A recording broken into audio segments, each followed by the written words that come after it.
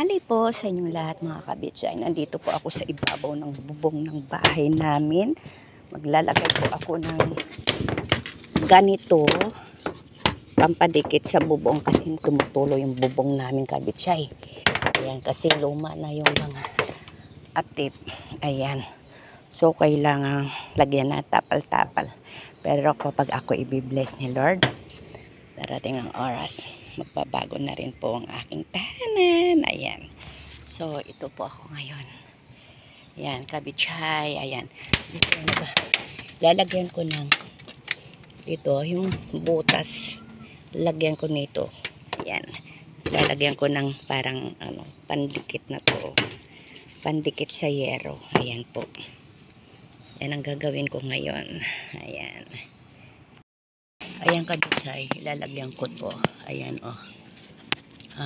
medyo ayan, itong butas na ito kasi lalagyan ko ng parang ayan.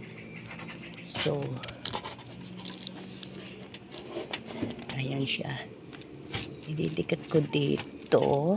Ayan, para yung tumutulog kasi doon nababasa yung damit namin. Ayan kabitsay. Yan ang gawa ko ngayon kasi hindi tayo makalayas-layas masyado dahil umuulan. So sinamantala ko habang walang ulan.